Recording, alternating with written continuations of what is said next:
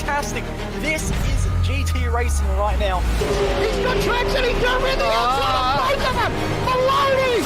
Oh, he's taking Anderson! Anderson's up to Oh my God! Big crash! Oh my goodness, half the field's going to get rolled! Second very close. These guys are want to make their way through the field very quickly. Oh, there we go! Oh no! That's massive! This is it! This is over! I can't believe this! Oh my God! God, what?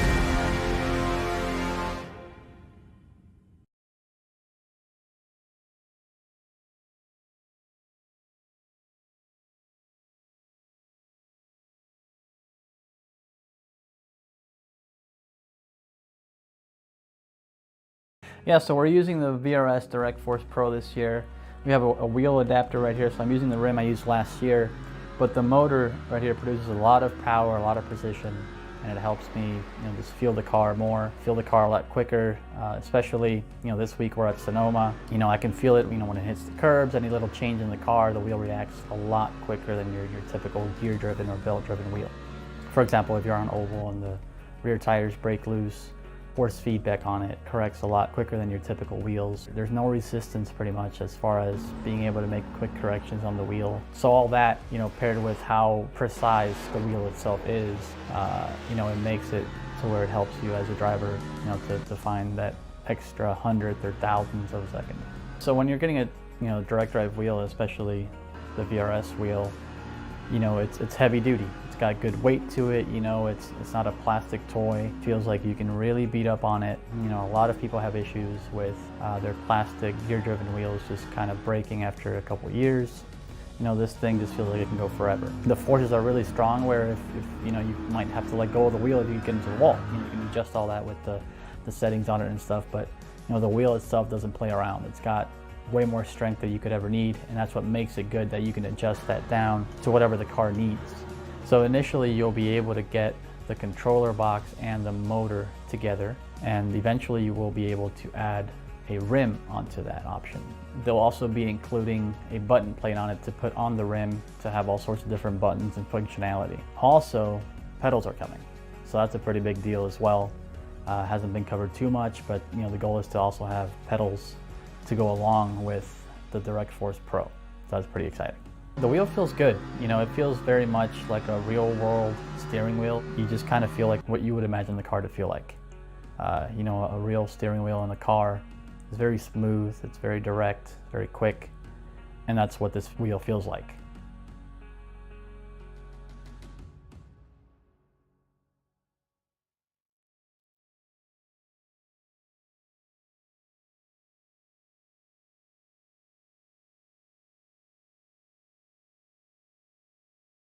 Welcome one and welcome all to SimSpeed TV for the first round of the new Club Day Masters season. This is round 1 of 9 at the Phillip Island circuit off the coast of Victoria. We've got a few changes that have come in for this season. 3 of the 9 rounds will be endurance races, 1 long race instead of 2 shorter ones like we have here tonight. And for the first time, we're going multi-class. The Mazda MX-5 is joined with the Audi RS3 LMS TCR, which is certainly going to shake things up through the quick corners around this magnificent Australian road course. My name is Reese Gardner. Joining me in the commentary box tonight is Cameron Dance. Cam, first round of a brand new season. Club Day Masters has always brought the excitement here on SimSpeed TV on Monday nights. I can't wait to see how this one goes. Certainly looking forward to seeing what this season is going to bring. It's a little bit different to what we've seen in the previous seasons so far, where it was a single class, and now with multi-class of the Audi TCR and the Mazda MX-5, it's really going to shake things up, and really is going to be interesting to see who comes away in what classes and could possibly see some new winners. Indeed, we shall. We have a featured sponsor for every round. This round's featured sponsor is Rinaldi. Thank you very much for your support, guys. We're in qualifying at the moment, and the Audi TCRs are out there on the circuit in these 15 minutes of qualifying. We've got quite a few cars out on track here. It's really quite cramped out there, it seems, with quite the field here of Audi RS3 LMSs, obviously taking advantage of the drafting opportunities down the front straight here at Phillip Island. certainly everybody be trying to get a little bit of draft just to help their lap time and qualifying at the moment with how close it is, especially normally without the draft. So everybody's trying to get that ever so slight advantage, even if it's just going to be the smallest amount. And so far we've seen the draft take some, give out some pretty good lap times so far, and a few of them really, really punching numbers. Yeah, absolutely. And the gap at the front of the field in the top 3 is incredibly close right now in qualifying. Ivan Vantagiato is currently our top man in P1. 1 minute 38.25 is his time, but only a couple of hundredths behind is Caleb Hides in the Audi RS3s. Dylan Burse, meanwhile, has the P1 time by 2/10 in the MX5 class. He's battling with George Gutierrez for top honours there. But I'm really looking forward to seeing what drivers can pull out in the final 8 minutes and 50 seconds of this qualifying session.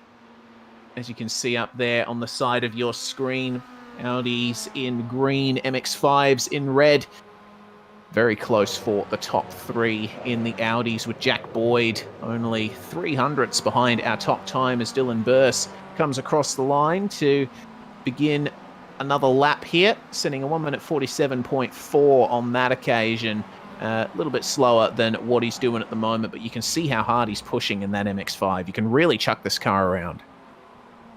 Really throwing it around at the moment, using the maximum amount of grip it can possibly offer him at this stage, which is somewhat limited, but it certainly can still throw this car around quite a bit, and just certainly doing very, very well at doing that with the fact that he's put himself up at the top of the timesheets. Aaron Oliver currently in P6 after that previous lap, so doesn't quite improve on the lap time that he's set at the moment, but still sitting in a reasonable position at the moment. He's got 2 drivers just ahead of him, Lee Harrison and Jack Boyd, who are drafting and working together. Vantagiato just hot on his tail as well, getting a little bit of draft. He probably doesn't need any at the moment with the fact he's got a 2/10 advantage over the field, but at the moment it's certainly getting very, very close to compact, and these drivers are all going to probably improve. Yes, indeed. And you see that they were making their way past a gaggle of MX5s coming into turn 1, which slightly compromised them coming into turn 1, but Lee Harrison there in P5 at the moment and trying to use the draft from position 3, Jack Boyd, to try and vault himself a little bit further up the order. He only needs to gain 100th to jump up into P4, which is currently occupied by Andrew Hobby, but I think Ivan Vantagiato there, I think, has just gone quicker. That's quite the lap from him, a 38.0. So the times are getting quicker and quicker as time goes on, and Vantagiato, I think, was massively taking advantage of the draft train of these Audis. He certainly has been taking advantage of them quite a bit over the course of this lap. It looks like he's backed out a little bit, so probably not going to be an improvement on it this lap, unfortunately, but still we'll see what the likes of Oliver, Harrison and Boyd are going to do this time across the stripe. Boyd is going to improve by the looks of it. Harrison not going to improve. Aaron Oliver does improve though to P2. Indeed he does. Good stuff there from Aaron Oliver. 1 minute 38.1. And, well, as we're entering the dying minutes of this session, we can expect the times to fall just a little bit further. Qualifying has 70% track usage, and it's a nice cool condition out there. 18-degree air temperature, 20-degree track temperature. So quite a bit of grip available once the tyres come up to temperature, but that's the main thing the drivers have to deal with, is working out their outlaps on these cold tyres. Yeah, they certainly do, especially in pretty much all of both of these cars, with the fact that they're not quite as able to generate the temperature that you normally would have in something like a racing slick or something like that. So it does take a few laps for these tyres to come up to temperature. Durham Sharp, though, comes across the line and doesn't look like he's improved either from P18, so going to be sitting down a little bit down the order as a result. Dylan DeBono, though, what can he do from P18? Hasn't had a draft on this lap and hasn't really set a representative lap time, but nevertheless, we'll see what he can do. Mario Vartanen coming down at the front straight to come across the line and is not going to improve either. One driver that has improved in the MX5s is Sam Lemon. He has gone up to P4 as Dylan Burse goes back up to P2.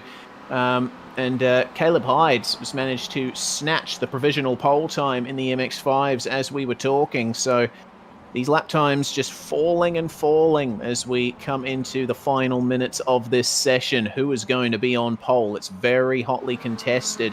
It's close between Hydes and Burse, only a tenth or so between them. Here's Damon Woods down in P15 in the Audi class, and he will want to gain at least 2 tenths if he wants to try and advance up this grid into the final sector of this track. You have to lift ever so slightly in the Audi TCR to get through the final turn here at Phillip Island, and it's very easy to understeer off the track, especially on that exit curb. There's nothing to save you, just grass. And looks like that's either an outlap or a lap that isn't going to count for him. But the Frozen Speed driver throws it into turn 1. Fantastic opening sequence of turns here at Phillip Island. What about George Gutierrez in the MX-5s? He's coming up to the end of a lap himself. What is he going to be able to do? Is he going to be able to improve or not? That's the question. And he's going to have quite a large gaggle of cars ahead of him and behind him as well. But coming across the line, he's going to do a 1 minute 46.059. So not quite going to be an improvement and just barely missing out on going quicker. Yeah, very close there.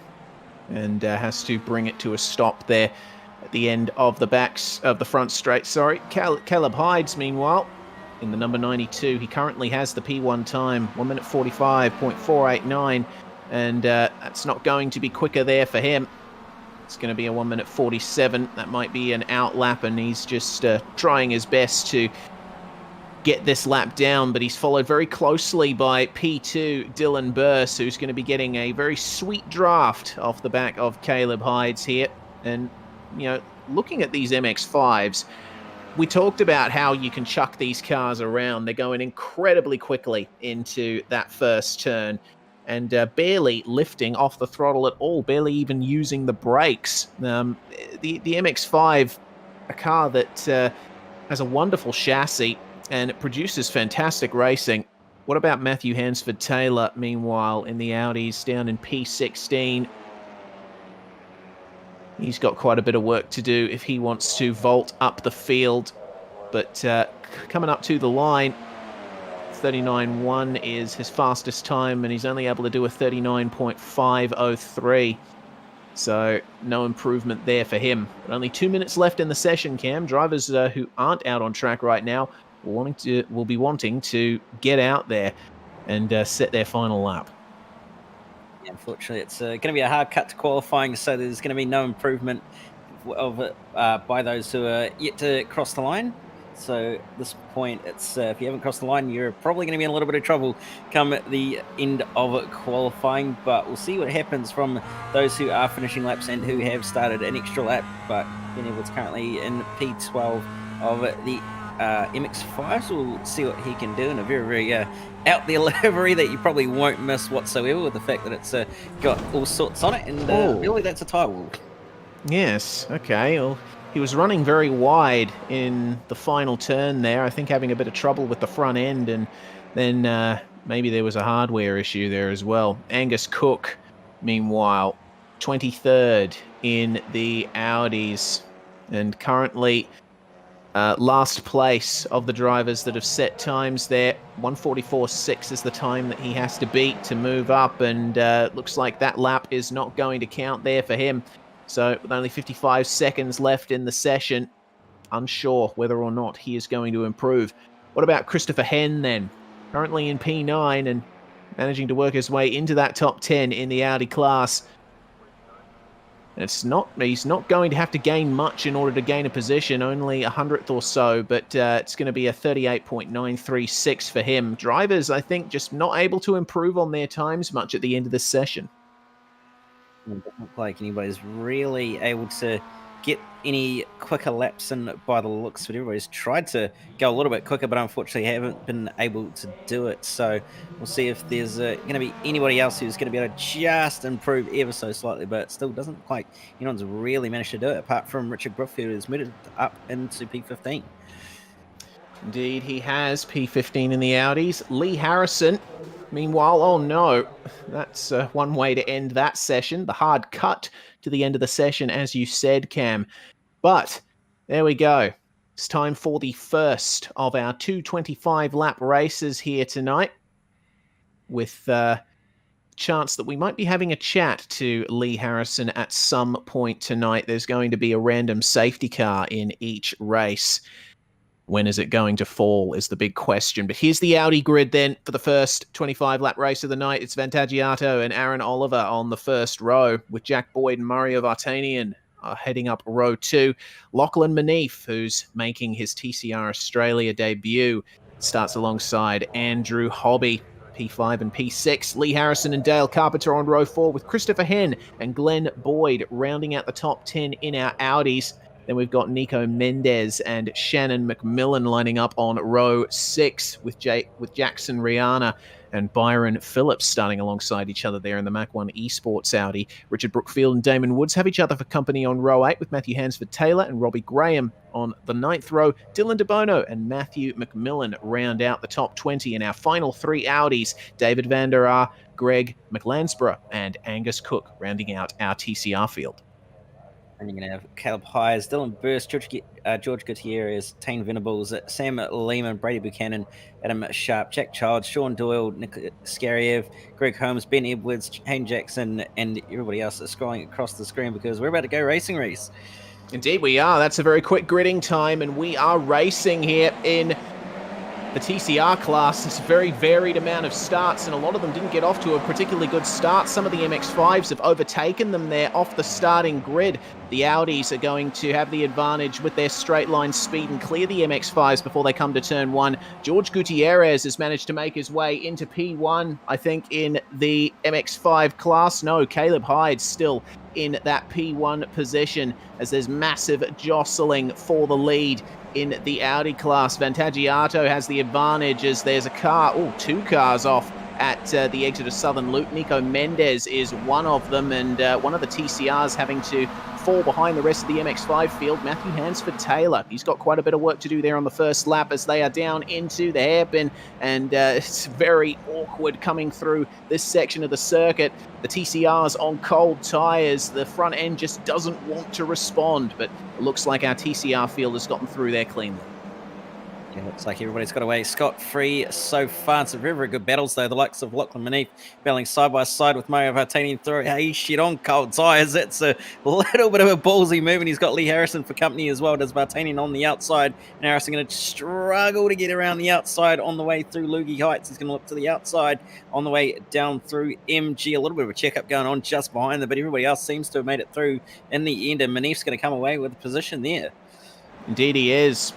Probably the first of quite a few that he'll be making up here tonight, as the MX-5 field now making their way through the final section of the lap, and you see that TCR that was off on turn 1 working their way through the rest of the field. But lap 1 completed then for our TCR field, and Vantaggiato is starting to come under a lot of pressure here from Aaron Oliver. The top 3 have broken away from the rest of the field, and the draft is on.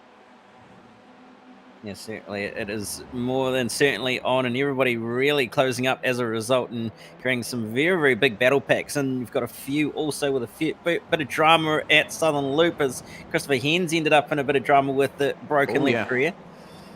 Absolutely, he has. Stuck on the inside there of the racetrack. We're going to get a virtual racing school replay of that one, and looks to me like...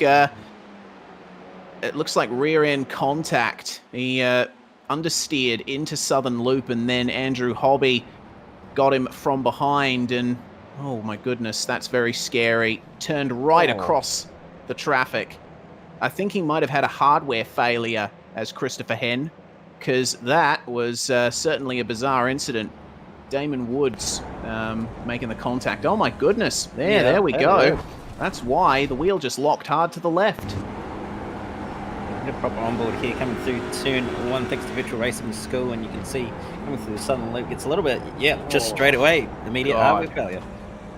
That's a real shame there. He had no control over that, but Now Damon Woods has a massively smashed in front end, and he's going to have quite a bit of work to do to try and keep that under control. But lead battles continue in both of our classes here. Dylan Burse and Caleb Hides for the first position here.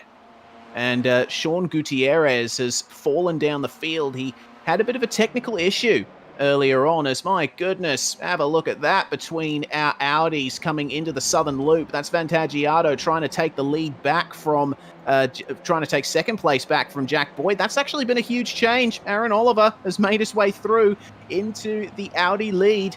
So all of that battling has really been to Lachlan Manif's benefit, because he's latched right on to the back of these guys now. Here is the replay. So we have Vantagiato on the outside coming into turn one, and then Jack Boyd just slipped right on through with Aaron Oliver taking the race lead. And a little bit of a change back there as well with Mario Vartanian involved in a bit of drama, apparently. We're staying on the replay because something happened here at the hairpin. Nothing has happened between these two, and Vartanian just running a little bit too deep, dropping the wheel onto the dirt and then losing it onto the grass and dropping well down the water as a result. So just a little bit of a mistake, possibly spooked by the fact that he was maybe seeing that he was going to run into the back of Lee Harrison, but not quite sure. Going to get another replay here with George Gutierrez. Not too sure what's going on here down at turn one, and quite the brake glow. And some super hot brakes. Wow. Yeah, absolutely. And some very big technical issues there for Gutierrez. That's the reason why he's gone down the field there, as Aaron Oliver taking the lead back once again from Ivan Vantagiato. They've been trading places quite a bit, these guys up here at the front. But have a look at Jack Boyd and Lachlan Manif just behind these guys. This top four fight is quite something to behold. We've got Lee Harrison in P5 in a bit of a no man's land at the moment behind these four. And he'll be wanting to catch up to these guys pretty soon, as that's a big dive there from Vantagiato to take the lead from Aaron Oliver. And Oliver just holding on there to second place, taking the wider line out of the Honda hairpin. Jack Boyd having to slip in back behind. This has brought Lee Harrison right into it. It is now a top five battle as it's side by side between Byron Phillips and Glenn Boyd. And Phillips turning across the front of Boyd there. He had the space. And it's just a ever so slight rub of the bumper, if that. Meanwhile, our MX-5 field, the number 68 of Dylan Burse holding on from the 92 of Caleb Hides. But just behind them here is Tane Venables, trying his best to stake a claim for that podium position, as the battle for fourth on back is quite something as well. Sam Lemon, Sean Doyle, with Adam Sharp and Jack Childs, another two-car battle behind these guys. Yeah, certainly a very, very big train full. What is effectively the lead of the race? It goes all the way back to Jack Childs, like you said, and then you've got that secondary pack just behind them of Nick Scariev, Brady Buchanan, Greg Holmes, and Philip Paradiso as well. So it's very, very tightly compacted at the moment in the MX-5 class, and anybody's guess as to what's going to happen. But Manif has made his way on by Vantagiato to slot into what is effectively second place at the moment. And I say that, and Aaron Oliver is actually just slipped on by. So correction on that one. Yeah, looks like Manif had quite the go at turn one, but just wasn't able to get through. Switches to the inside, though, for the Honda hairpin. No change of position, though, between those guys, as we just saw a couple of the Audis coming in for a pit stop. One of them, of course, being Damon Woods, who is having to repair some damage. Sam Lehman and Adam Sharp have both come in the MX-5 class too. Not quite sure why, but certainly going to put their race on a bit of a bad run, and they'll want to fix that quick sharp. As checking back in with our lead battle in the Audis, Ivan Vantagiato just protecting here from the advances of Jack Boyd. But this top five battle I'm really enjoying this, and they're managing to keep their gap to yet another 5-car battle behind them. Byron Phillips is heading off quite the attack from Glenn Boyd, and then we've got Andrew Hobby, Jackson Rihanna, and Angus Cook all fighting for the final positions of the top 10, as that's Lee Harrison coming in for a stop.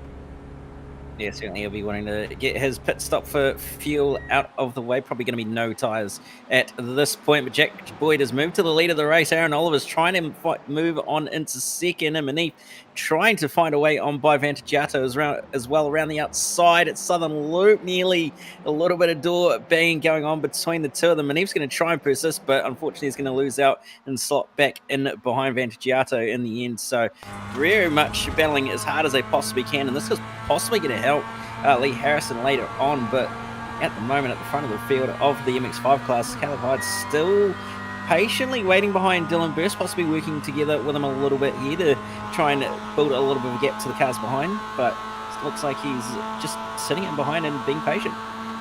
Indeed. One driver that has thrown patience to the wind is Aaron Oliver. He's just gone for a move at the Honda hairpin, and he's made his way past Jack Boyd into the lead of the race. There was a little bit of contact on the exit of the hairpin as well, so these drivers racing very hard in these front-wheel drive TCR machines. What's going to happen then coming into MG? Bit of a protection there for Vantagiato from Lachlan Manif, looking to protect that position as Byron Phillips continues to try and defend from those behind him. And all of them going for the pit lane at the same time there. The majority of our top 5 battle. Aaron Oliver, Jack Boyd, Ivan Vantagiato. A whole sea of Audis coming in. It's Phillips, Boyd, Hobby, Rihanna, Vartanian, and DeBono all coming in. But Dylan DeBono has received a black flag from race control. Reason unknown. Yeah, possibly due to an incident earlier on, but it looks like Robbie Graham, Mendez, Brookfield, and Manif have all decided to stay out at this point in the TCR class, so we'll see where they're going to end up popping out in relation to each other. Aaron Oliver's going to end up coming out ahead of Jack Boyd, Vantagiato just behind, a little bit longer on the stationary time, and Lee Harrison, with a huge head of steam, is going to jump them all. Wow, that's great. Great run there from Lee Harrison. And this is something that I remember from racing in Audi TCR League a while back. The earlier you pit, generally, the better, as our MX5 leaders are now into the pit lane as well. Dylan Burst comes to a stop. We'll see who wins the race out of pit lane. Caleb Hydes is taking tyres, and I don't think that's what he would have wanted. But seems that Hayden Jackson making his way out of his spot there on the lane as everyone manages to get going there. Dylan Burst did take tyres there, but it doesn't seem to have cost him much. He's still ahead of Venables and Sean Doyle. Oh, that's big there. Contact between two Audis. Matthew McMillan getting sent off the track with David Vander in the midst of all of that as well. Looks like a typical coming together, I think, at the Honda hairpin. Tends to happen quite a bit in these kinds of races, both of them jumping into the pits, as is our TCR leader, Lachlan Manif. Richard Brookfield, who also stayed out for an extra lap, comes on into the lane. Now, I think this might cost Manif here, because Lee Harrison, managing to get the lead by pitting nice and early, is going to blast by him as Manif gets up to pit lane speed and just makes it out onto the exit, but he's going to be a fair distance behind Jack Boyd, Aaron Oliver, and Lee Harrison. Remains in 4th place, though. Well, actually, no, he's just lost it there to Byron Phillips. It was actually a pretty quick stop there for Lachlan Manif, but I think not quite quick enough as, oh my goodness, that's a huge hit there for Andrew Hobby. And where on track is that? It looks like the run between Southern Loop and Stoner, turns 2 and 3. Oh. Just went straight ahead. Yeah, he had a big moment at turn 1. He actually had contact with, I believe it was Glenn Boyd on the way into turn 1, and just unfortunately got turned across his nose, and as you'll see here, just straight off the road at high speed. Goodness me.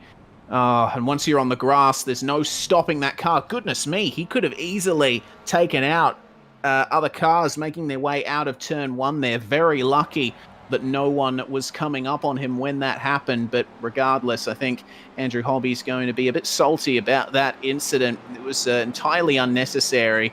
And I think a bit more space should have been given as, there was contact between Byron Phillips and Lachlan Manif through Lukey Heights. And Manif has managed to slip on through on Phillips. Goes for the dive at the MG corner, but nothing doing for him. So then, Sam Lemon has found his way into the lead of the MX5 class. Past Dylan Burse on track, I think, for the race lead, but Burse is right on the attack once again. Lemon going defensive, or will he? There we go. There is the statement from Dylan Burse. I'm going to try and go for the inside here at Honda. And he slips on through. A lot of room given between the two drivers. Nice bit of sportsmanship and racing room there. Yeah, certainly. Fair racing and hard racing at the same time. But Aaron Oliver leading the train of the lead pack at the moment. We'll see what he can do from here, if he's going to be able to hold off Lee Harrison, who he's managed to get on by as well. And Jack Boyd looming in the background as well, last season's champion. So they've got some serious pressure from behind, as they know they're all so quick and nearly as quick as each other, really. But it's all going to be about what's going to happen on that last lap. Absolutely. We're coming up to half time in this. There is a race distance of 25 laps set, but also a 30-minute time limit. So I think it's likely that this race is going to run to time as we focus on the battle here, or hint of a move there for Jack Boyd on Lee Harrison. Harrison staying a car width wide at Lukey Heights, goes for the defensive line into MG corner. Our current leader in the Audis is Greg McLansborough. He's a few seconds ahead of these guys. Hasn't taken his pit stop yet, but he's going for it now.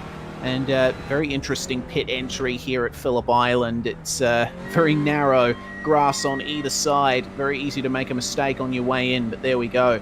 Looks like the majority, our whole TCR field has been cleansed, as now here's a move for the lead, or for second place. Lee Harrison has Jack Boyd up his inside and lifts off coming into turn 1 as, oh my goodness, that's Andrew Hobby once again going off at turn 1. He managed to get his car repaired. Fortunately, he keeps it out of the wall this time.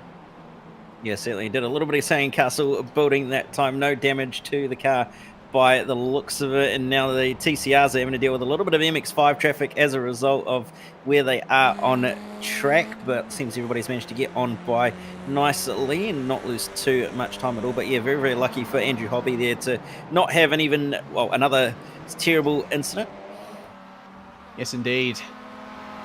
Here is the run out of Siberia for Sean Doyle, who holds on to P4. There's a bit more of a gap now between our MX5 leaders. Dylan Burse having made his way back into the lead of this race. And just getting some news from race control. Glenn Boyd has been black flagged for an incident out on track. He's going to have to come into the pits and serve that penalty quick sharp, as we focus again on our TCR leaders. Very close between these guys as they come up to their MX5 traffic. Aaron Oliver just defending from the likes of Jack Boyd and Lee Harrison. Yes, they're starting to deal with a little bit of lap traffic here, and they've all made it through quite nicely, although Oliver's going to get balked a little bit by one of the MX-5s of Brady Buchanan, and he's going to have to weave their way through and finding their own little bit of room in the end. They managed to get on by Adam Sharp nicely, but that was very, very hectic down the front straight for those three. Yeah, certainly was, but no harm, no foul, and into turn 1 they go. That's quite the run there from Jack Boyd coming out of turn 1, but Aaron Oliver keeping Mr. Boyd well and truly behind, as the top 3 well and truly together. Ivan Vantagiato has really fallen off the back of these guys as the caution flag is out. It's time for our random safety car. Everyone's going to have to keep themselves in position there, and Lachlan Manif getting past there at turn 1. The position has to be given back because that pass was made after the safety car was called. He actually went off the circuit. Oh, that's Oh. contact with an MX-5, the number 25 there. That was George Gutierrez, who was fighting up the front of our MX-5s, but look at that rear suspension. I think that car is done. Yeah, I'd say Manif's car is done as well, as that left front was looking a little bit sad too, but he's managed to keep on going somehow, so maybe it's not as bad as we think, but he'll certainly be not too happy with himself over that, and he probably is going to end up with a penalty looming over his head off the restart, so he's going to drop down the order very, very quickly, and he's not going to be too happy about it. Yeah, certainly not. Well, we did say that Lee Harrison would be joining us at some point in the commentary box as he comes out of the second last turn here. Welcome to the commentary box, Lee Harrison. Pretty good race for you so far, starting in P7 and in a podium position. Yeah, we're doing all right here. This is the top 3 from last season, and we found ourselves back at the front again, so it's going to be interesting to see what happens here after the safety car restart. Now, in terms of the fuel stop, you were one of the first guys to pit and really came out good for you. It seems that going for an earlier pit is the way to go. Oh, I think I pulled the wool from under these guys' eyes, actually. I think I've just managed to get what we needed to drop into the tank. We do have a fuel cap on the cars, and I think I've got the right number in. So trying to save as much as I can here under safety car, which is, of course, going to help. But yeah, let's hope that I've not gone one lap too early. Yeah, well, we shall see. But either way, with 10 minutes to go in this race, it's going to be quite a tight battle for the top 3. You're obviously going to be trying your darndest to get past Aaron Oliver and Jack Boyd here. Yep, I know that I can trust these guys to race me cleanly. So sorry, I'm just getting some messages from race control here. So yeah, these guys will race cleanly, but yeah, trying to get past them and hopefully get the win. But you know, top 3 in the first race of the season, you walk away with good points, and it sets you up well for the championship. So I won't be too disappointed if I finish here. All right, well, thank you very much for joining us, Lee Harrison. Best of luck in the final 10 minutes of this race. Thank you very much. Talk to you later, guys. That's Lee Harrison there, currently in position number 3 in our Audi class, and getting some instructions from race control just to let some of the MX-5s through. Make sure that everyone is in the right order. Some of these MX-5s going to be unlapping themselves from the pace car here. But we should be getting back to green flag racing pretty soon, Cam. I reckon this has been a pretty frenetic race so far. Yeah, it certainly has been very entertaining so far, and we're seeing what this final few laps of this race is going to entail, and certainly is going to be one that we're going to have to really, really watch in both classes, because it's just so tight and so good between everyone so far. Absolutely is. Looks like our little bit of a fake out into pit lane there from Aaron Oliver. Not quite necessary, but always fun as another MX-5 makes their way past the pace car here. I'm seeing the Audi of Christopher Henn is stopped on the track coming into the Honda hairpin, and I can't hear the engine of that number 60 at all. So, well, he's got some revs there on the tack, so I think he's just waiting for the MX-5 field to go by, receiving some instructions from race control there. Yeah, it looks to be the case now that he's back up and moving. I did wonder if it was maybe going to be another technical issue again with the fact that he had one earlier in the race, but doesn't appear to be the case by the looks of it. So he'll be back on his way. A couple of drivers also into the pit lane deciding to take some tyres and maybe a little bit extra fuel if they haven't got enough to get home, but we'll have to see what happens from there and whether they're going to be able to use that to their advantage.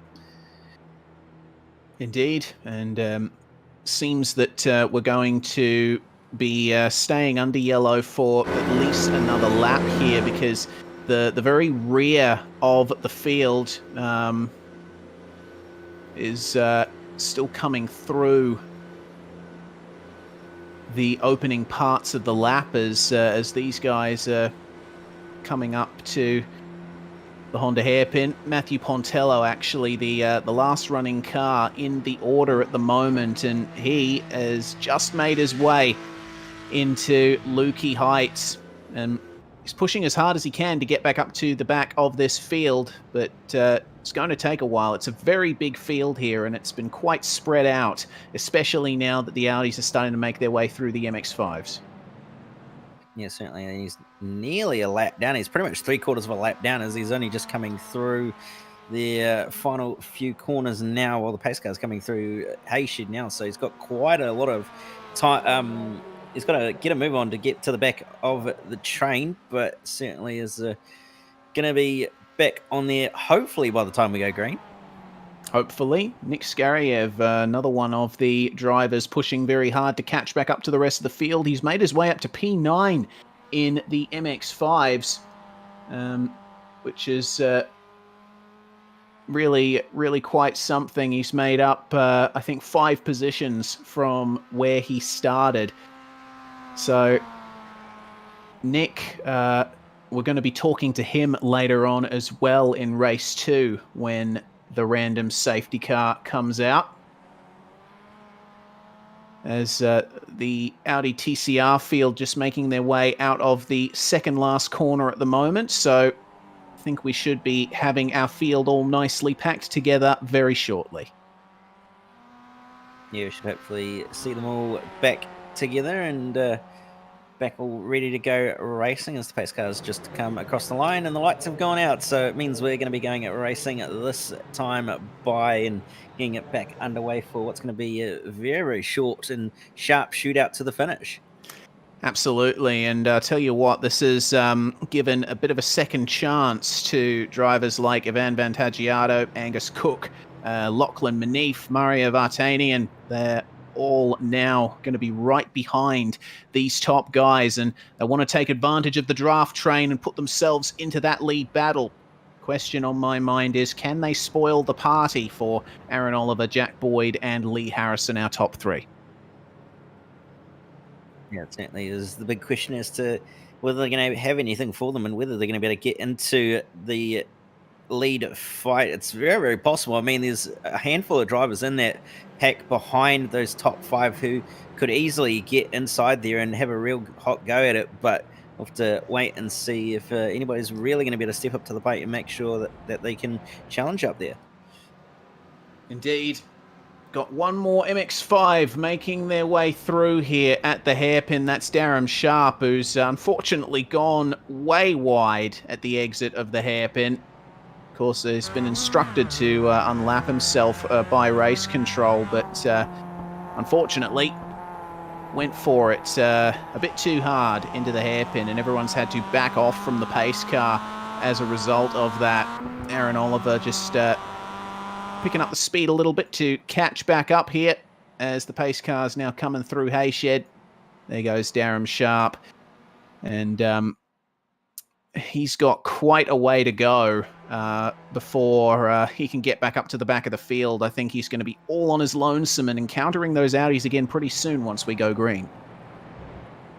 Yeah, probably is going to end up having a little bit of trouble, but we'll have to see what happens. There won't be too many laps to go this time by. It should only be around, I want to say 2 or 3, but we'll have to see. Nevertheless, is getting ready to go racing here. Indeed we are. So Aaron Oliver is going to bring the field under control as the pace car enters the pit lane.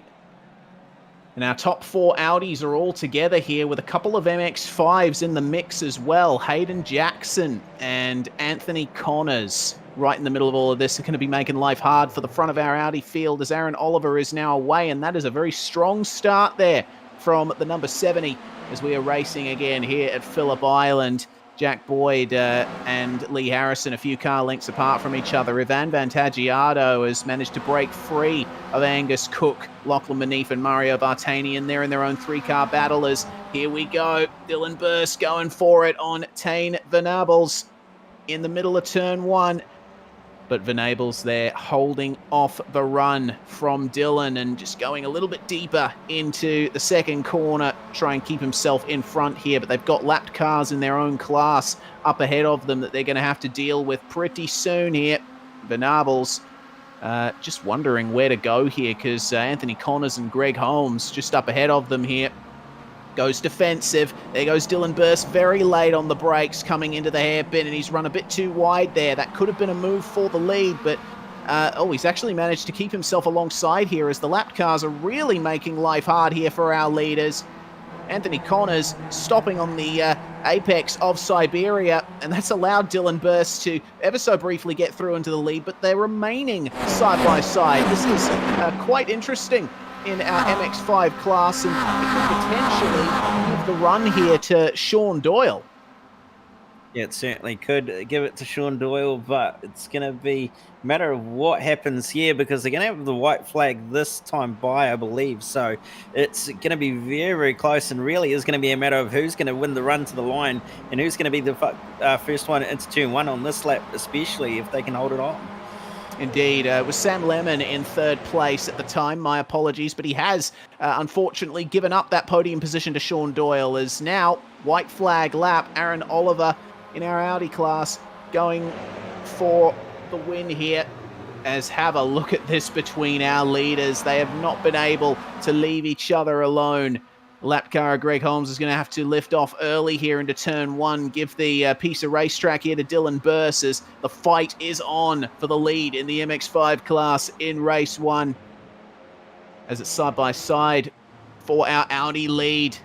Going defensive there is Aaron Oliver as Jack Boyd tries to make his way round the outside. Aaron Oliver gives him just enough room there, and Boyd has the traction on the outside. He's going to go for it at Siberia. The cambered turn there, giving the advantage to the number 58, and he just has the run coming out of the corner. But Aaron Oliver's managed to hold on. He's going to keep it side by side here through Hayshed.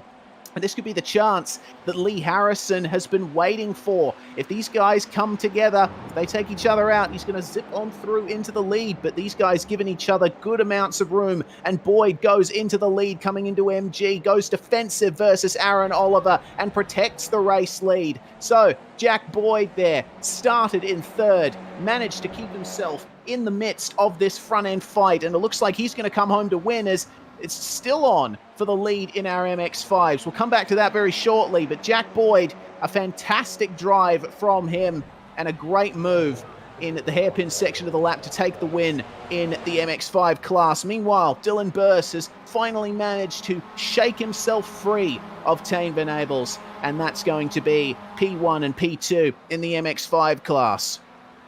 Yeah, it looks like it's going to be the case, and there's a TCR getting involved in this fight as well, which isn't going to be helping Venables at all, but Burst is going to come across the line as much as Venables will try to close that gap with the draft, but he's going to end up winning race one in the MX-5. And how good is the drive from Angus Cook in the Audis? Remember, he started dead last in that class and has managed to work his way up to P5. I mean, I saw Angus in those top positions coming up after the safety car, but my goodness, I have to give mad props there to Angus Cook. What a great fight back from a lowly position on the grid. Yes, an absolute great recovery drive to come from as far back as he did all the way to the top five. So he'll be very, very happy with that, and a few others with some reasonable drives as well to get some top 10 finishes. So some very, very big movers and shakers in the field, that's for sure. Absolutely. Here are the unofficial results from race one. It's Boyd, Oliver, and Harrison, your top three, with Vantagiato holding on for fourth. Angus Cook, as we just mentioned, that great fight back up to fifth from starting 23rd. Lachlan Manif, well, he lost a position ultimately, started fifth and finishes P6, and I think if it weren't for that incident with the MX-5, he might have been right in the midst of that top battle in the Audis. Vartanian comes home in seventh with Rihanna, Brookfield, and Mendez rounding out the top 10 for our Audi class. And then we go over the page to Robbie Graham and Byron Phillips just outside the top 10 with Greg McClansbro and Damon Woods, and also Matthew Hansford Tatel round out the top 15. Dylan DeBono, Shannon McMillan, Glenn Boyd, David Vandera, and Andrew Hobby round out the top 20 in the TCR. Indeed they do, and coming home one lap behind Matthew McMillan, Christopher Henn 2 laps behind, and poor Dale Carpenter wasn't able to get much of a result out of that one.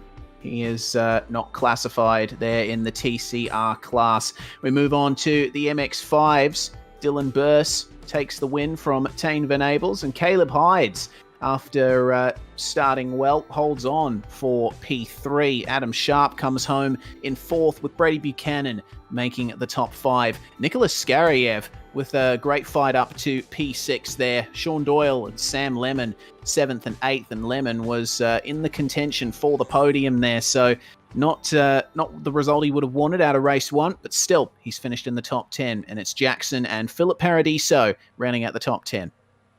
And you have Durham Sharp, Jack Childs, Greg Holmes, Anthony Connor, and Marlon Fraser to round out the top 15. And then you're going to have Ben Edwards, George Gutierrez, and Matthew Pontello as 3 laps down. And that is your field for race 1. We are in the 5-minute warm-up now. Race 2 is going to be coming up very shortly here. It's going to be the same format as race 1, half an hour time limit. And the grid's going to be decided by the results of race 1. We're going to come back very shortly. We'll take a quick break here while the drivers are in their warm-up session. You're watching round 1 of the new Club Day Masters season here. We'll be back very shortly here on SimSpeed TV. Yeah, so we're using the VRS Direct Force Pro this year. We have a wheel adapter right here, so I'm using the rim I used last year.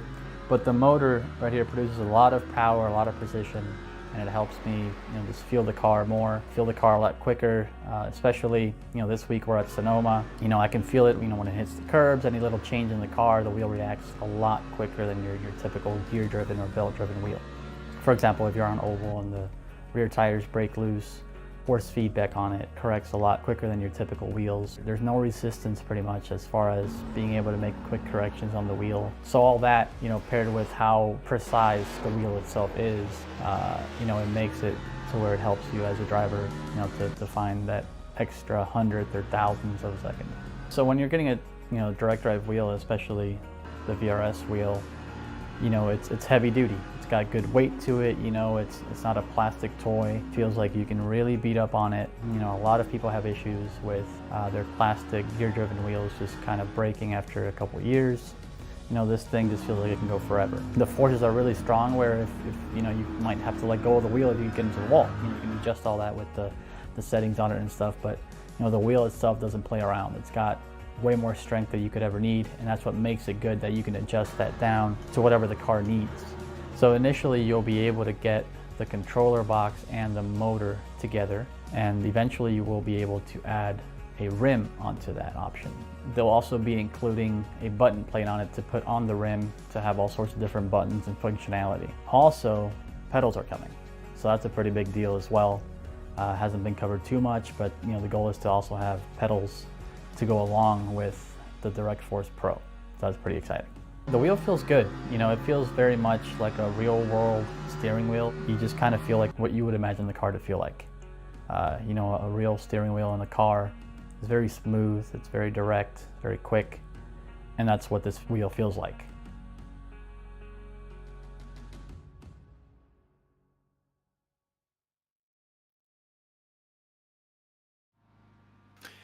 You're watching Club Day Masters Round 1 from Phillip Island here on SimSpeed TV. Thanks very much to Rinaldi for featured sponsorship here for Round 1 of this 9-round series. All of the sponsors you see here on screen helping out with putting together this series and making it all possible. Thank you so much for your support, everyone.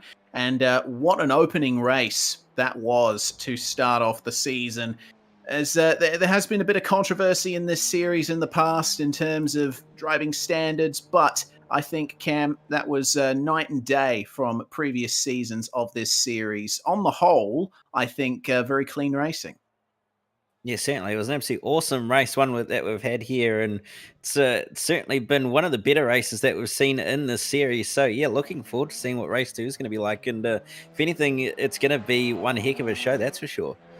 Absolutely. The checkered flag is flying in the warm-up session between our two races here. 25 laps coming up in just a few moments. And the grid, well, it's exactly the same as the finishing order from race 1.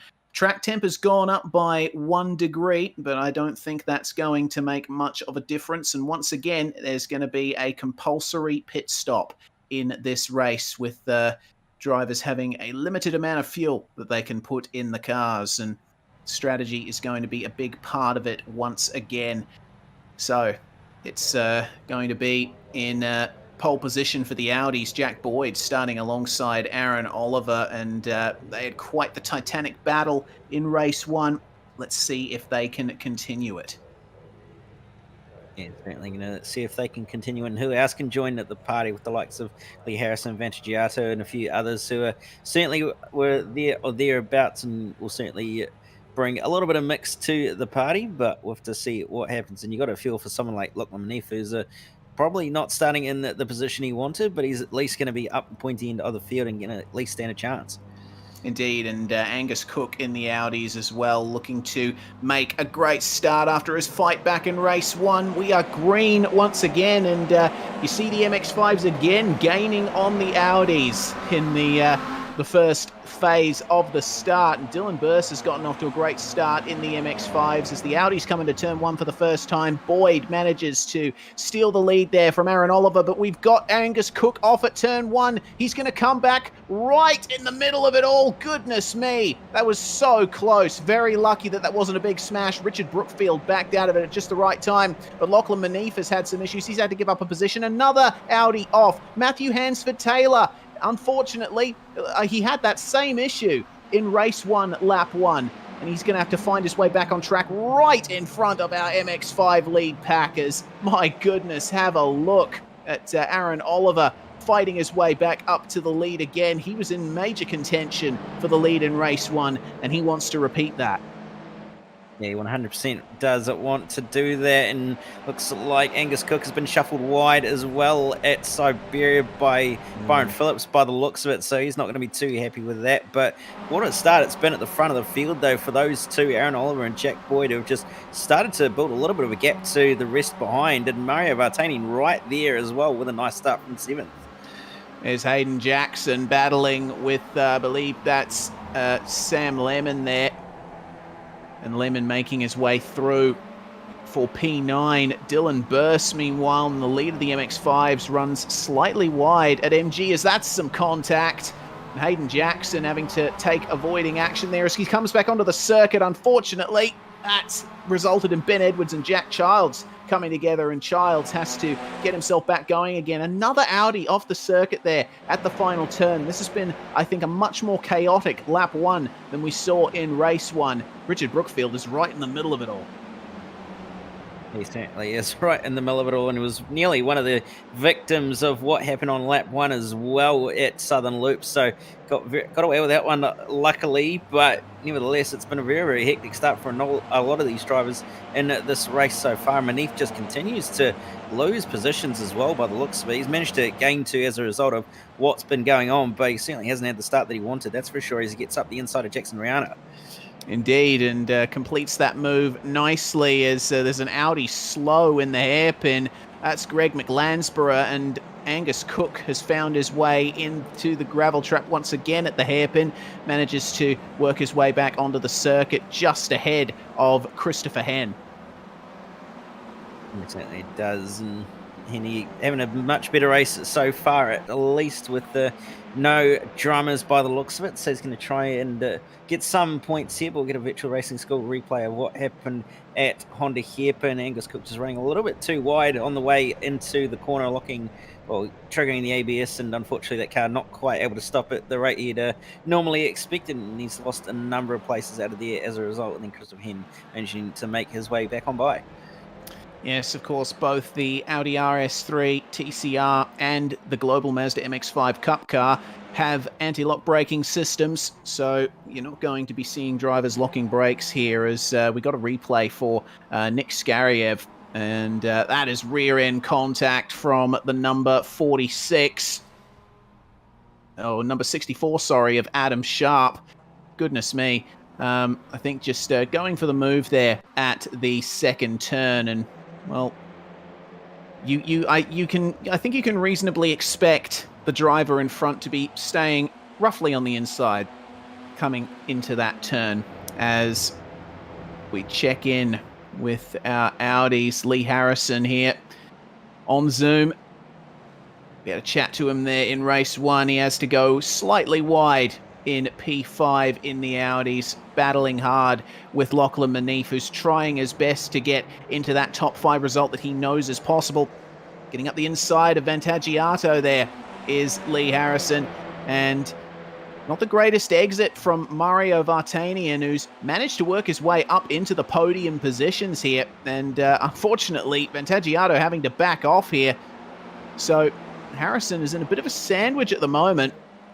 Vantagiato ahead, Manif behind, and Manif has to react to him going defensive as, oh no, Andrew Holby and Greg McLansborough, just about missing his left rear wheel. Andrew Holby's just having no luck here tonight. Let's see what happened to him. Yeah, we'll have a look and see what has happened to Mr. Hobby on the way through Hayshed. And it's looked like there's just been an incident in front of him. Oh, that's a massive impact. Yeah, it looks like McLansborough had an incident of his own just up ahead. Hobby was already carrying some damage, and you see Hobby making his way through here with McLansborough coming off the circuit and then out of control on re-entry. So big, huge hit there for Andrew Hobby. Meanwhile, while we were on the replay, there's been a bit of a change. Mario Vartanian still holding on to third from Ivan Vantagiato, and you can see that they're having to really back off here. Oh my goodness! Oh, there we go. Vantagiato forced wide there by Byron Phillips, who takes advantage of all of the chaos here in the latter half of the top 10 in the Audi class. But it seems not a huge amount of damage from that one. The Evolution Racing Team car making his assertions very known there, with now Lachlan Manif ahead of Lee Harrison. Oh dear. Yes. Oh, and Byron Phillips possibly readdressing that one by the looks of it, but nevertheless, it's very, very busy in this pack here with drivers trying to get passes done and find their own little bit of track position at the moment, as Manif's trying to go around at the outside of Byron Phillips, and that's not quite going to work for him. In the end, he's going to look to the inside, though, for the final corner. Is he just about going to have enough overlap? Yes, he is, and he's going to get that position off of Byron Phillips. So Phillips has lost 2 for the price of 1 at the moment. It looks like one driver into the pit lane as well, Lee Harrison, by the looks of it. Yeah, he was the first of our Audis to pit in race 1. He's the first of our Audis to pit in race 2. Looks like no other visitors to the pits this time round. Seeing Greg McLansborough having completed his tow, he's making his way out of pit lane now to get some semblance of a result back. So, back and check with the lead of our MX-5s here. Caleb Hydes right behind Tane Venables. And this top 3 battle has been as close as it's ever been. They continue to fight incredibly hard, these guys, and Venables having to back off slightly coming into turn 1 as they hit the brakes. Oh no, that's Lachlan Manif. Oh my goodness. And Mario Vartanian having to get back to the pits as well. There's been a coming together between those two that we've missed, as while we're live, Dylan Burse under threat for this lead. Let's have a look at what happened here coming into Honda. Vartanian running a bit wide, and oh my goodness, what was Manif doing there? Oh wow, oh no, was this contact? Contact with Byron Phillips perhaps, coming into the hairpin. Phillips, well, yeah, there we go, a little bit of rear-end contact, and just touched him as they went into the braking zone, and oh, poor Lachlan Manif, he was completely out of control there. iRacing's new damage model in full effect for both of those drivers. Manif's bumper going. My goodness, that's a huge shame. So Manif, I think, is going to be really licking his wounds after tonight as Aaron Oliver makes his way into the pits. Jack Boyd holding on to the TCR lead, and he's all alone at the moment because everyone behind him deciding to come in. And everybody else has decided to come down on to the lane. But you have to feel for Vartanian, who was just the complete innocent bystander in there. All as that's a wild pit entry for Dylan Burse. I don't know how we managed to pull that up. No! Dylan, oh no! Oh no, it looks like Venables went right into the back of Caleb Hydes there as they slowed down for the pit lane entry. Just missing his braking point there. We'll check in with the Virtual Racing School replay as there was the entry, the number 43, just struggling to slow it down, and that created that concertina. So it looks like all of our leaders now with damage. Yeah, certainly a few wounded cars out there by the looks of it as a result of what's been going on over the past few laps by the looks of it. So probably going to be a few disappointed faces and probably a few unhappy faces as well. But nevertheless, it's been a little bit of a chaotic race so far with so many various different incidents. Absolutely. I'm having trouble keeping track of it all as Jack Boyd brings his Audi into the pits from the lead, and another Audi not that far behind. Jackson Rihanna going for it as Matthew Hansford-Taylor down at MG had a bit of a whoopsie there. Nico Mendez is going to inherit the Audi TCR lead, and remains to be seen when he's going to go in for his pit stop. Also joining these guys in the pits, Robbie Graham, Damon Woods, Dylan DeBono, who has received another black flag from race control. Christopher Hens in the lane, as well as Matthew Hansford-Taylor once more. So George Gutierrez now into the lead in the MX-5s. So Gutierrez currently looking like he's going to be sitting it pretty in that position at the moment. We'll see what he can do from here and whether he's going to be able to come away with a nice victory, especially to make up for what happened in race 1 as well, which didn't go to plan to him. So he'll be hoping for a much better result this time out. But Aaron Oliver's started to close that gap down a little bit to Jack Boyd. He's lost a little bit of time during the pit stop phase, and Boyd has come out ahead as a result, and having a little bit of lap traffic as well in there to make things a little bit more interesting. Yeah, just a little bit. Oh, no, there we go. Boyd went to turn in, and Greg McLansborough was there on the inside, and they were on different laps there. So I think Jack Boyd's going to be very unhappy with that one. Aaron Oliver now with no competition, and that's the effective race lead gone for Jack Boyd. And just in time, the yellow flag comes out. This is the second of our random safety cars. Oh my goodness. We finally get a chance to catch our breath, Cam. Yeah, we certainly do, and it's been quite a dramatic race so far as a result. So it's certainly a good time, and it's just over halfway, or nearly halfway through the race anyway. So it's going to be a good time for a lot of these drivers to reset and to get their heads clear again as well. Indeed. Angus Cook has made his way up into the lead, but he still has yet to take his pit stop. And Matthew McMillan, another Audi that has yet to bring it into the pits. George Gutierrez, meanwhile, has disappeared off the circuit. I think that's a big technical issue there for George Gutierrez, and that's going to really put a damper on his night. And it looks like his ping is huge at the moment, so that is an internet issue on George Gutierrez's end. That promotes Marlon Fraser into the lead for the MX-5s, but he is the only car left in the field yet to go for his stop. So we're expecting the lead to be re-inherited by Caleb Hydes, and he can continue the battle with Dylan Burse. We certainly will continue the battle with Dylan Burse, and it's certainly going to be a little bit longer of time for them to sort themselves out this time around. With, in fact, we're going to have a little bit more than 2 to 3 lap shootout, but still, it's going to be very, very hotly contested between those two, and they are not going to leave each other alone, that's for sure.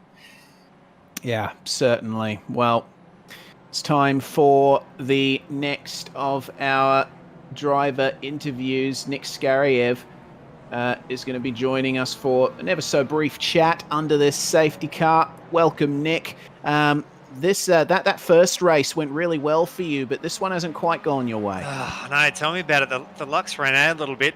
Got a pretty unfortunate hit from behind, so trying to make up for it. I like to tell everyone every time we're at Phillip Island that I used to live here, so I wanted to just quickly get that out before you guys cut away. All right, no worries. Yeah, very interesting little factoid there. So you're familiar then with the flowing beauty of this circuit?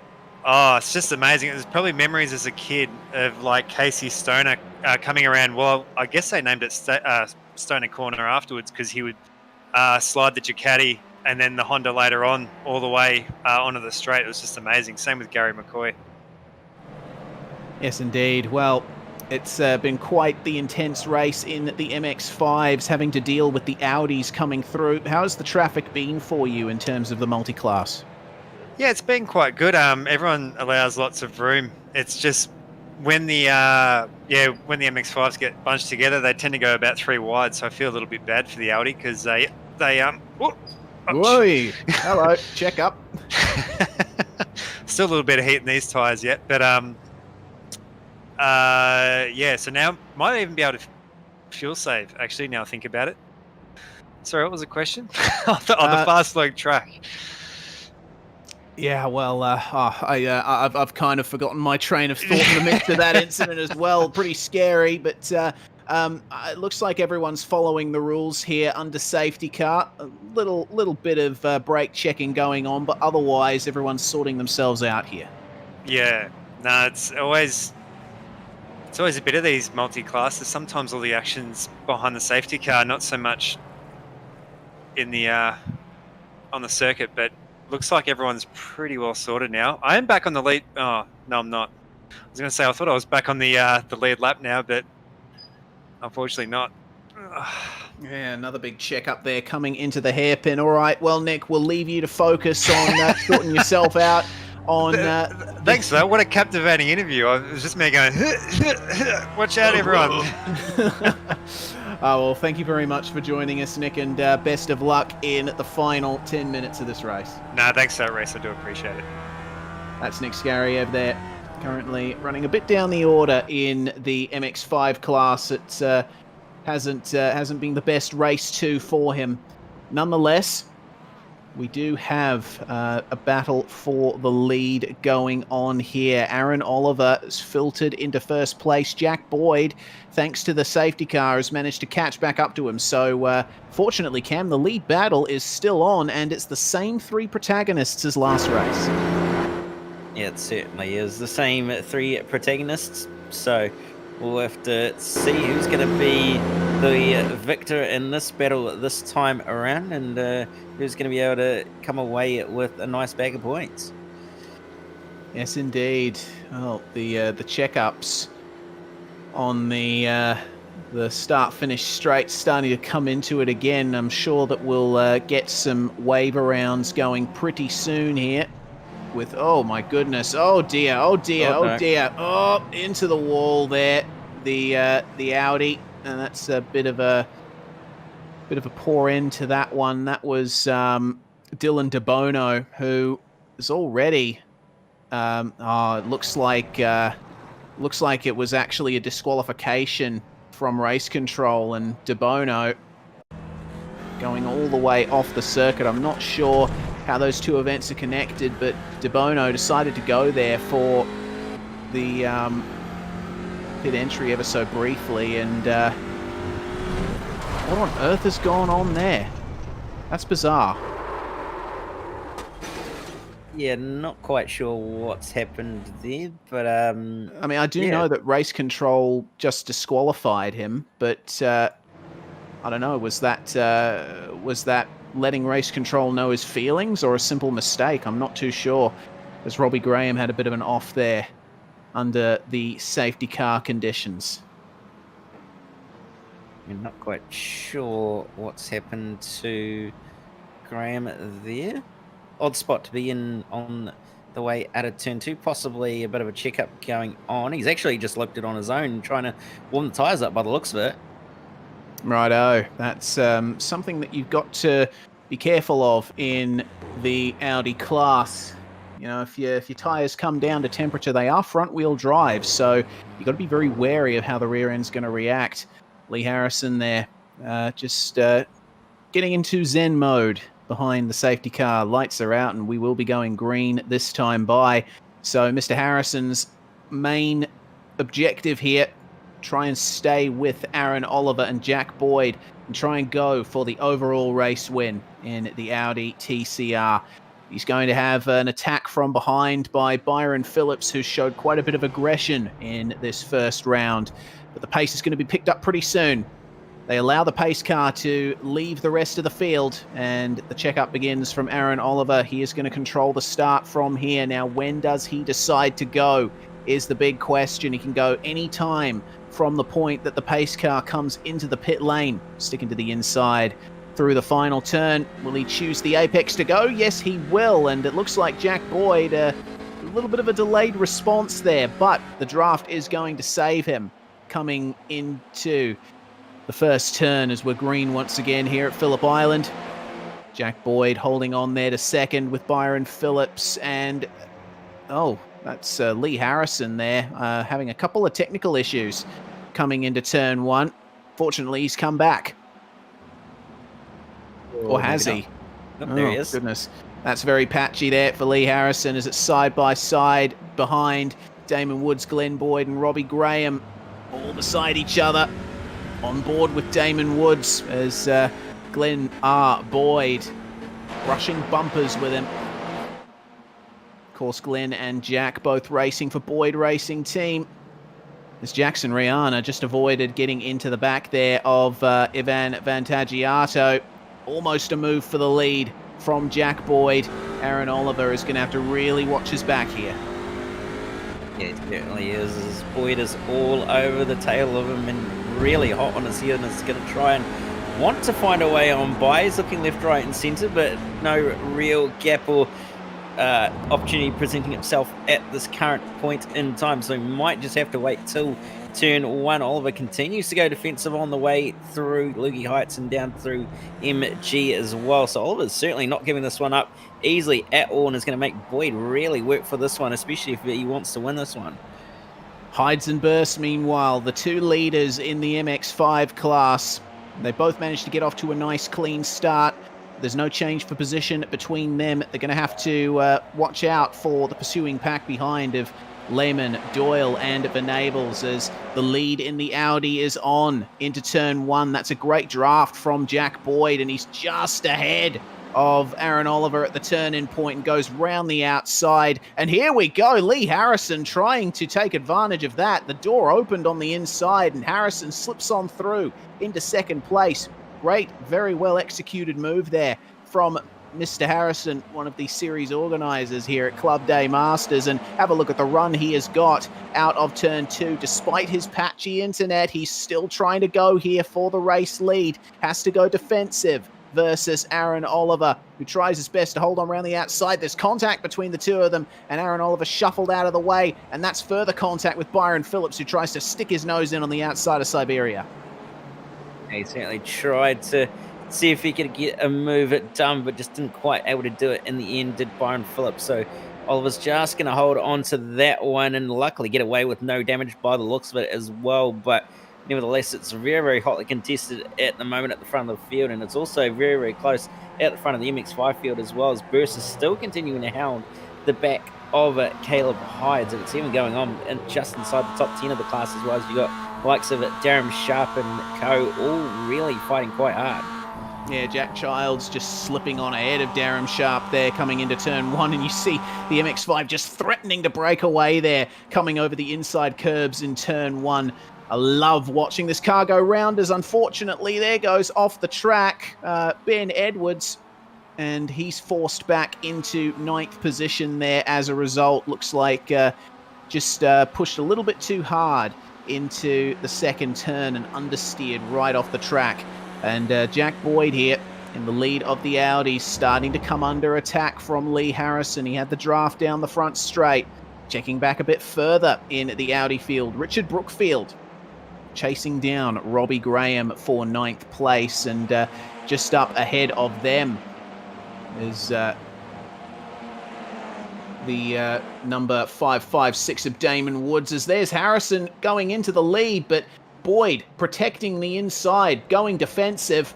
Aaron Oliver sees an opportunity here to try and get back into those top two positions, but Boyd has to give Harrison room there through Siberia. It's not going to be very confidence-inspiring with the technical issues that Harrison is experiencing, but the exit is compromised for Lee. He's going to have to slot back in behind, and that gives the opportunity again to Aaron Oliver. Byron Phillips, Ivan Vantagiato, and Jackson Rihanna have no response to any of this. These guys, despite their intense battling, still managing to hold on to the gap. Yeah, but only just. Yeah, certainly only just holding on to this top 3 battle going on just ahead of them, and it's anybody's guess as to what could possibly happen and who could possibly win this if the top 3 or top 2 do indeed come together, because this train goes all the way back to Glenn Boyd in 7th, so it really is going to be a matter of making sure you don't come together or you're going to end up losing a chunk of positions in a heap of time as well. Absolutely. There's the train, the draft train coming down the front straight. Lee Harrison has a brief little look coming into turn 1, but backs out of it. Jack Boyd remaining then in the lead of this race as it's 3, 2, 1. We have 5 minutes to go in race 2 of Club Day Masters at Phillip Island. Adam Sharp there in the MX-5 just letting our Audi leaders go. Adam Sharp has just served a black flag from race control as that's into the grass briefly for Byron Phillips, and oh no! Car slow on the exit of turn 2. That has messed things up for the entire Audi field, and that's Damon Woods taken out in horrific fashion there. There's further contact at the hairpin. Byron Phillips has made contact with Ivan Vantagiato and made his way past in the middle of the hairpin. The chaos has erupted as, oh, there we go, that's rear end contact, and Byron Phillips off at Siberia. Yeah, it's certainly gone very, very messy at the moment, and not what Phillips will have wanted at all. He'll be very, very devastated with that and very, very unhappy as a result of that contact that's been going on, or that happened between the two of them. So possibly going to be a penalty inbound for Vantagiato, but at the front of the field, it's still going on between Boyd and Harrison, who are hot on each other's heels and really can't leave each other alone at all. And Aaron Oliver just looming in the background, waiting to pounce on these guys as well. Absolutely. The battle for the lead continues, but that incident that we saw for Damon Woods, that was Robbie Graham. He went straight on at turn 1 and had to make his way back onto the circuit, and it was a very dangerous re-entry. He's still trying to bring it back to the pits, but man, I think Robbie Graham, yeah, he was tipped wide. He was actually tipped wide by Damon Woods coming into turn 1, so the two of them came together again on the exit of turn 2.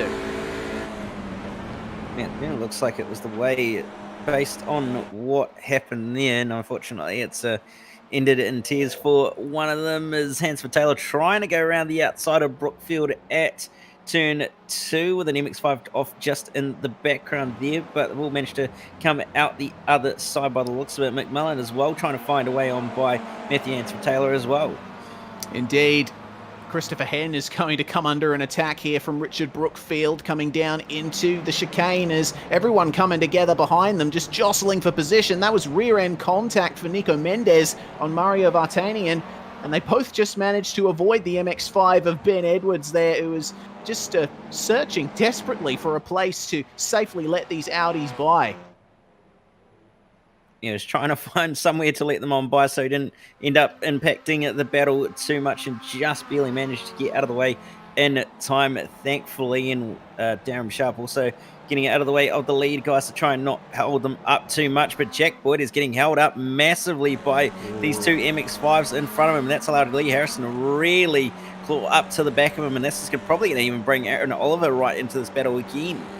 Yeah, it's Brady Buchanan and Jack Childs, 5th and 6th in MX-5s there, that have briefly ruined the party for Jack Boyd, but that's multi-class racing. That's what everyone's got to deal with. Lee Harrison in the draft. He's going to go for the move here at turn 1. Can he survive the technical issues and make his way through into the lead? Boyd goes hard into turn 1 to try and maintain the lead, and Lee Harrison, the concentration on his face is palpable. He wants this victory, and it seems we're coming very close to the white flag. It seems that they're going to be getting white flag on the next lap, and just desperately trying to find a way through as Hayden Jackson in the MX-5 lets our leaders go. Aaron Oliver has quite the chance of catching back up to this top battle in the Audi class. Sean Doyle, the next MX-5, for the leaders to make their way past. Doyle, we just saw in the pits there, taking his pit stop very late. You're certainly deciding to do it a little bit later than majority of people, and you'll probably lose a lot of positions as a result of doing it so late after the safety car as well. So probably not going to end up with a very, very good result in the end, but we'll have to see what's going to happen nevertheless. Indeed. Well, the lead battle in Audi continues. No hint of a move up the inside for Lee Harrison at MG. He's going to be waiting once again for the start-finish straight. And with 35 seconds to go, it looks like the white flag is going to be taken this time by for Jack Boyd. Can he hold on for 2 out of 2 here tonight in Club Day Masters at Phillip Island? We will find out in just 1.5 minutes' time. There's the draft for Lee Harrison. Can he go for the move once again coming into race 1? The technical issues still looming over his head. Aggressive as possible into the first turn, but he has to back out of it. Jack Boyd going straight for the racing line. And now Aaron Oliver right back in the midst of this top 3 battle. He certainly is right back on the top 3 and certainly in with a shot of possibly winning this one. If anything happens between the 2 in front of him, which very much could happen on the way down towards the hairpin. Harrison looks to the inside, but not quite close enough to get the move done. More technical issues still going on for him. He's trying his best to try and work around them, but he's going to look to the outside of Jack Boyd on the way through side Barry. He's not quite going to be able to hold it around the outside, but he's going to give it a red hot go nevertheless, and he's going to run wide as a result. Now Aaron Oliver right into this as well. Well, we've only got half a lap to go here at Phillip Island in our TCR class, and it is on for the lead. Lee Harrison's last chance is going to be the braking zone at MG. Can he get on the throttle a bit harder through Lukey Heights and go for the move? He will go for it, but Jack Boyd positions his car in the middle of the road and covers him off. Runs a bit wide coming into the penultimate corner, and Harrison has to back out again to avoid making rear-end contact with Jack Boyd, who I think is going to hold on now for the second win from 2 races tonight, showing himself to be the star of the show in our top class here in Club Day Masters. The top 3 cross the line altogether, but it's Jack Boyd, Lee Harrison, and Aaron Oliver, your podium in race 2. Lee Harrison and Aaron Oliver switching places there as the battle between Dylan Burse and Caleb Hyde still has yet to be decided. And that certainly is yet to be decided. We'll see if Hydes is going to be able to have anything for him in these final few corners of the final lap. He's going to throw everything he possibly can at Dylan Burse to try and find a way on by and get the win in this race. He's looking very, very hungry. He tried to set the move up around the outside on the way into Lukey Heights and very hard on the downshift as well. Is Caleb Hydes trying to maximize his exit speed? And he might have just done enough at this point to get him at the line, but it's going to be very, very, very close between these two as they come through the final corner. Burse is trying to set it up so he gets a good run, but so is Caleb Hydes, and Hydes is going to be right there or thereabouts. He's going to pull out, but it doesn't quite look like he's going to get there in the end, and Burse is barely going to get him by nose. Goodness me, that was 0.02 of a second for our MX-5 lead at the end of it. Congratulations, Dylan Burse. That was a fantastic drive there, holding off the advance of Caleb Hydes for an interminable amount of time after the safety car came out there. But I think Jack Boyd is going to be a very happy camper here. He's gotten the maximum amount of championship points possible in this first round of the Club Day Masters series, round 1 of 9. Let's take a look then as the last few cars come across the finish line at our unofficial results from race 2. It's Boyd, Harrison and Oliver, your podium. Vantagiato again holds on for 4th place. It's not the night that he would have wanted after qualifying on pole. Jackson Rihanna advancing up through the field all night here from 13th to 8th in race 1 and 8th to 5th in race 2. Glenn Boyd finishes in 6th place after starting 18th, and Christopher Henn finishing in the top 10 then after a very substandard race 1 there. Richard Brookfield makes up 1 position to finish in 8th. Matthew Hansford Taylor in 9th, and Mario Vartanian lost a couple of positions there thanks to incidents, but he remains in the top 10. Over the page to Nico Mendes, followed by Brian Phillips, Matthew McMillan, Damon Woods, and Shannon McMillan to round out the top 15 13 with Andrew Hobby, Robbie Graham, Angus Cook, Greg Mixlandbro, and also Lachlan Manef to round out the field. And those at 4, unfortunately, multiple laps down due to DNFs. Yes, very unfortunate there for Manif. Dylan De Bono was disqualified from the session. David Vander Aar and Dale Carpenter did not take to the start. Here's Aeromix 5 results then. The lead decided by only 200ths between Dylan Burse and Caleb Hydes, and they were the only 2 MX5s ahead of our TCR leaders, so they finish a lap ahead of everyone else there. Sean Doyle completing the podium. Great drive, considering that he took his pit stop very late. Hayden Jackson and Jack Childs round out the top 5 with Brady Buchanan and Adam Sharp 6th and 7th. Darren Sharp comes home in 8th place, and it's Ben Edwards and Phillip Paradiso who round out the top 10. Then you have Nick Scariev just outside the top 10. Tane Venables finishing in 12th, not the position that he will have expected considering where he finished in race 1. Gutierrez comes home in 13th. 14th to Greg Holmes with Sam Lehman 4 laps down, and 15th. Marlon Fraser, Matthew Pontello, and Anthony Connors round out the field as DNFs as well.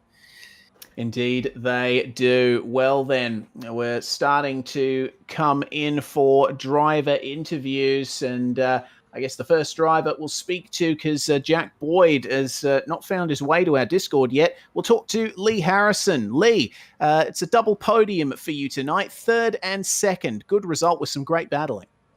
Yeah, absolutely. It's a great way to start off the season. A lot better than how we started off last season. So hopefully we can build on this momentum as we head to round 2 and reel Jack in and hold him off this time. We noticed that you were having a couple of technical issues towards the end of race 2. Did that affect how you battled with Jack Boyd at all? It seemed fine on my end, so I'm always wary of it when we're racing online. You don't know what the other guy's internet's doing, what my internet's doing, so I always race like that anyway. But yeah, obviously I didn't want to send it. There's no need for that sort of stuff in round 1. If the move was on, the move was on. But yeah, keep it clean for round 1, and when it's Desperado time, we can ride a bit harder. But I think the wife's watching Drive to Survive, so I can't get too angry at her for stealing some of my internet. Yes, true. It's a very good way to spend some time with the new series of Drive to Survive. Well, a good result for you nonetheless, and you'll probably be very close for 2nd in the championship with Aaron Oliver. Before we let you go, Lee, is there anyone that you'd like to thank from your garage? Just everyone that's helped get this season over the line. We've got a whole bunch of sponsors on the stream there. They've all helped us get this thing off the line and get this season started. So to everyone that's been a part of that, thank you for all your help, and really appreciate it. Number 26, Lee Harrison, 3rd and 2nd in our 2 races tonight. Next driver interview, I reckon, Cam, will go for Aaron Oliver. You stood by with him. Yes, Aaron, it was a very, very solid night for you overall with a 2nd and a 3rd. So going to be very, very happy with that, I'd say. Yeah, certainly, boys. Phillip Island seems to be my number 1 track in this series. I always tend to go right around here, have a fair bit of pace, and puts on for some good racing. With it being such a draft-heavy track, was there any sort of strategy that you had towards using the draft to try and help you and trying to get the results that you did at the end of the day, or was it just try and send it as hard as you could and see what happened at the end? Certainly. So with Club Day Masters this season, it's changed fuel-wise and that, so that came into the bit of the strategy. The initial thought was to try and lead the race and get out of the draft of Jack, so then I could burn as much fuel as possible. So then I could come in early and fill up and make it to the end. We did that, and then unfortunately there was the safety car came out there, and I think we just didn't quite get away as we wanted. And we finished 3rd in the end in that 2nd race. But other than that, it makes good racing having the drafting and that. And it's been a good night.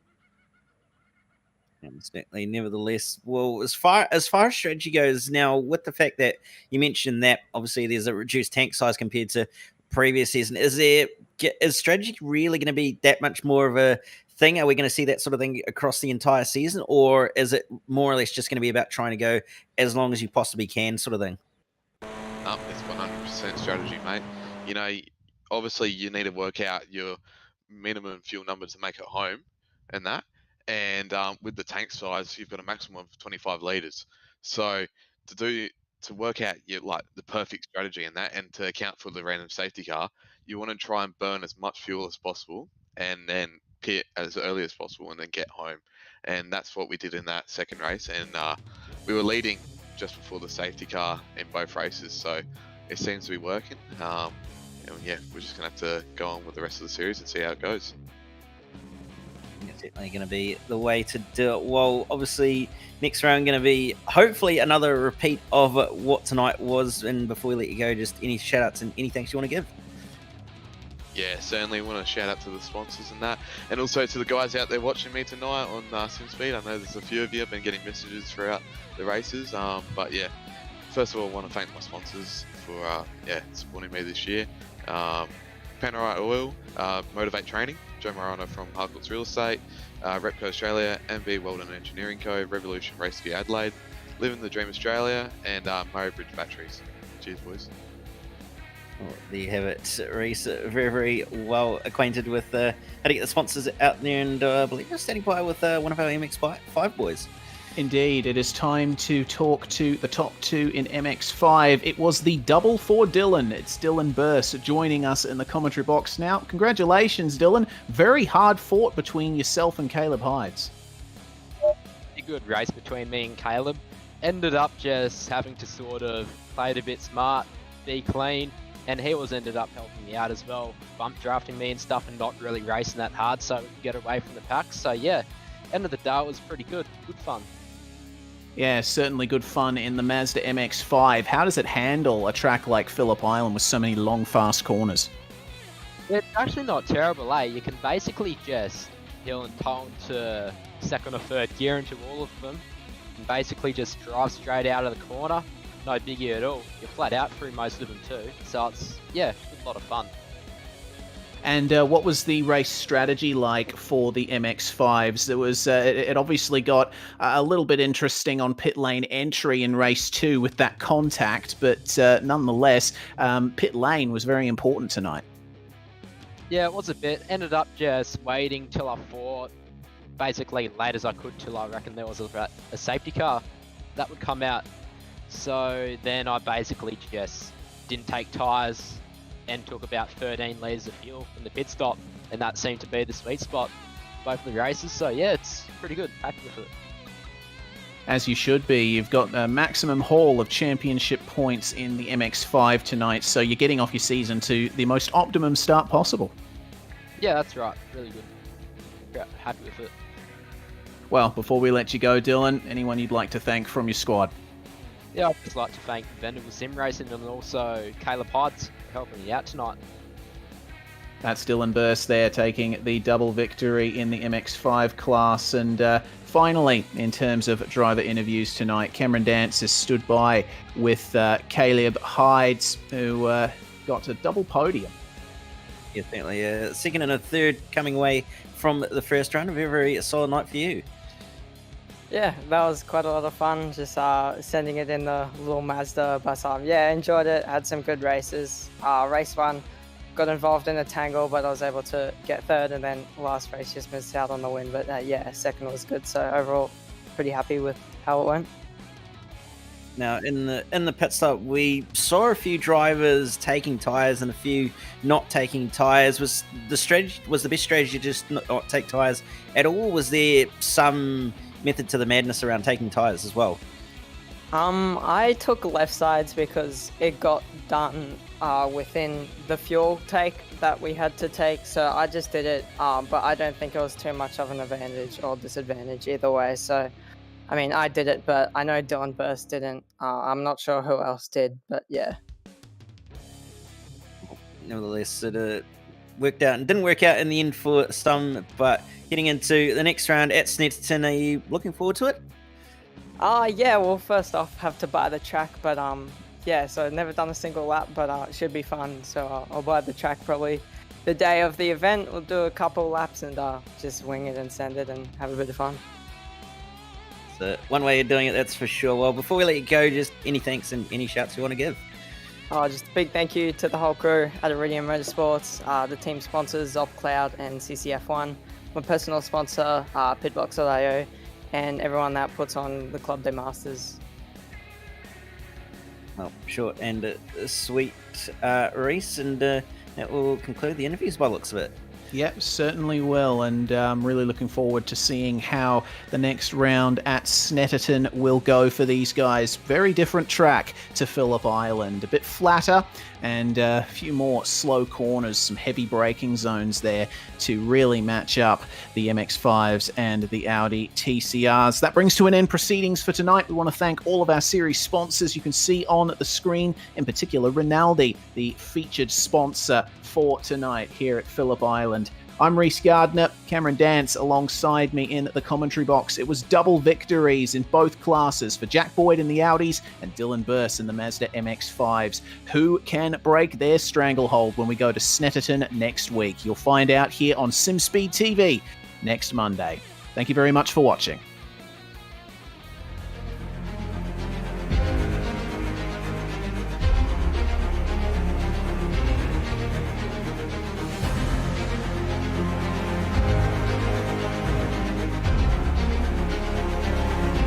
Fantastic. This is GT racing right now. He's got traction, he's got everything outside of both of them! Maloney! Oh, he's taken Anderson! Anderson's up to Oh my god! Oh, big crash! Oh my goodness, half the field's gonna get rolled! Section's very close. These guys are going to want to make their way through the field very quickly. Oh, there we go! Oh no! That's massive! This is it! This is over! I can't believe this! Oh my god! God, what?